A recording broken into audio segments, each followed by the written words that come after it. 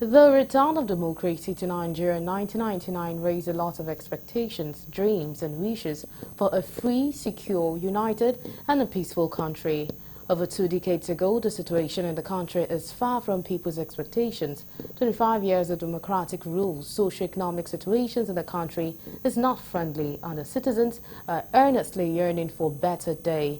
Galaxy News correspondent Lebby Joseph has more in this report.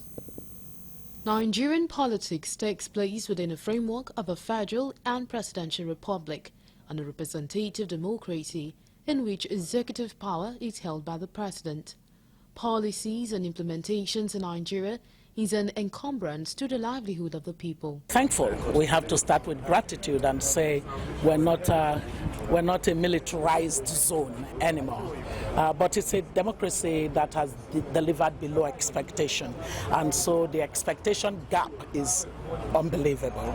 And we see it even sharper these days in the country with the 2023 elections, the disappointment about the fact that our political system did not really perform up to par in the eyes of the citizens, and then the fact that governance itself is completely eroded in the absence of the right frameworks and right institutions that enable for good governance. Expectations are high, and we're almost running out of patience because 25 years out of anybody's lifespan is not that common. 25 years after everything today, we realize the president is even talking about laying down a foundation or laying down a template. It is sad. This is not the kind of country everybody would have been happy with.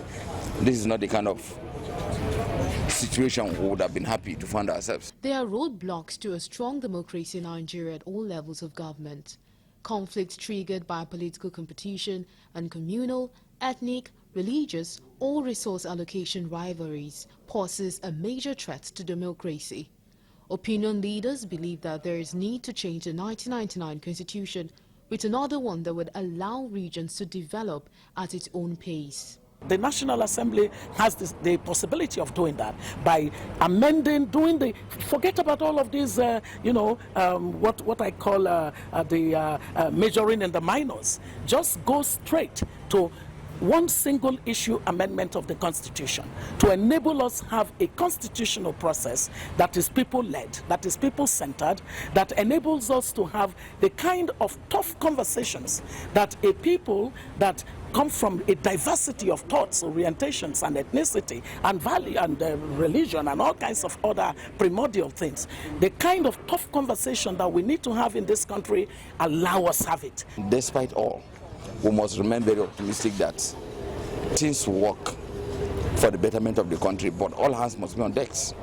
And this is why some of us felt that we need a new order. That's why some of us felt strongly that this present constitution, called 1999, cannot give us the desired results of what we want. And that's why there's a need for total re-engineering of a new constitution for the country, so that at the end of the day, some of these leaders will be put on check and do the right thing. Though the country have recorded some dividends of democracy, but there is need for a new reorientation in governance where supreme power is vested in the people and exercised by them directly or indirectly. Government policies should be about the people because the most treasure of the country are the citizens, and their welfare, both present and in future, should be of utmost priority. The macroeconomic indicators you want to see, if you're dealing with above 30% inflation on almost a consistent basis now, or you're dealing with unemployment that that is so high, in the right methodology of unemployment, you would find that the national average would be something like 33%. That is what is useful as a measure for the country, or the fact that the youthful segment of your society are excluded from the whole economic productivity template of your country. So you have more than 60% of them jobless. Complete transformation. both on security, economic, politically, and so on and so forth. Name it. So we need a total new order. When I talk about new order, I'm talking about all-inclusive now. We cannot continue to have crops of men who just sit down and think about themselves and pretend as if they are working at the expense of taxpayers' money. They make so much money that even a businessman cannot make. The easiest means of making money in the country today is to get a political power.